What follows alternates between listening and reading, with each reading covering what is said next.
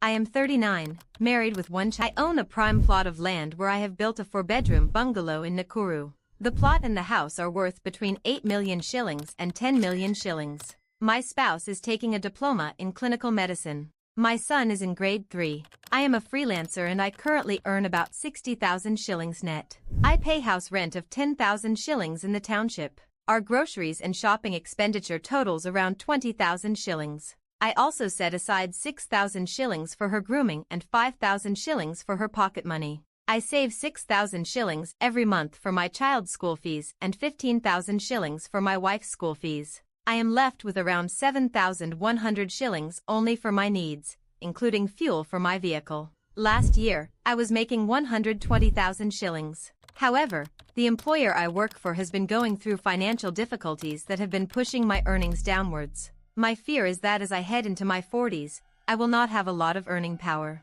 Should I sell the home and my car? Should I reinvest the money, 8 to 10 million shillings, towards securing my retirement? Should I buy a smaller apartment in Nairobi? Please advise. The first option is to sell your home and car. If this yields approximately 8.5 million shillings, you can channel the proceeds into long-term, low-risk investments to secure your retirement while supplementing any current income shortfall you could face if your income declines further. One viable option you could consider is investing in treasury bonds. Treasury bonds are government-backed investment products that offer a guaranteed interest payment twice a year. At the current rate of approximately 14%, investing 8 million shillings in tax-free infrastructure bonds would yield about 560,000 shillings every 6 months. If you reinvest each interest payout into additional treasury bonds and assuming the interest rates remain at the current rates, your investment could grow to approximately 14.5 million shillings in 5 years with an annual income of about 2 million shillings, with the potential to compound into a significantly larger portfolio.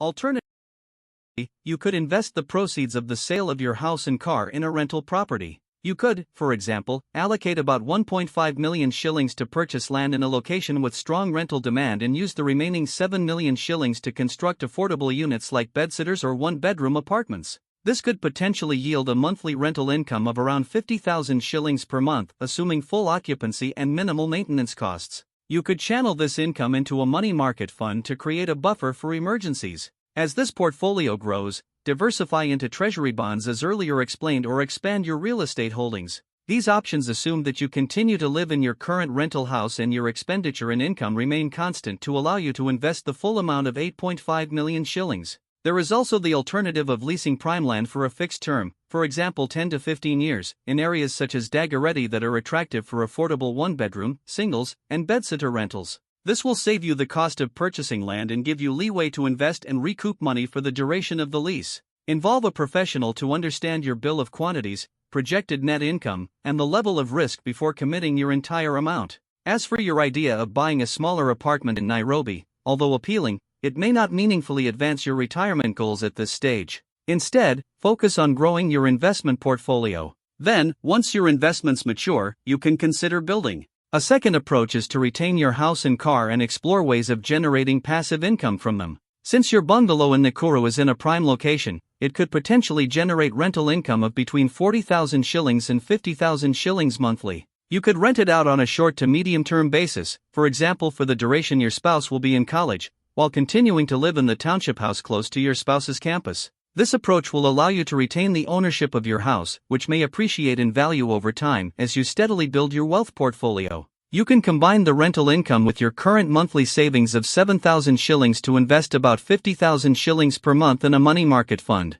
If you do so consistently, your portfolio could grow to approximately 630,000 shillings in 1 year and exceed 2 million shillings in 3 years. As your investment grows, you can gradually diversify into treasury bonds or rental real estate to build a more stable and reliable foundation for your retirement. Within this time, your spouse will have graduated, possibly secured a job and a regular salary as a clinical officer, and started to contribute to the family income, upon which you can withdraw your home from the rental market. It is important that within this time, you start acquiring additional formal or informal skills that will improve or stabilize your earnings.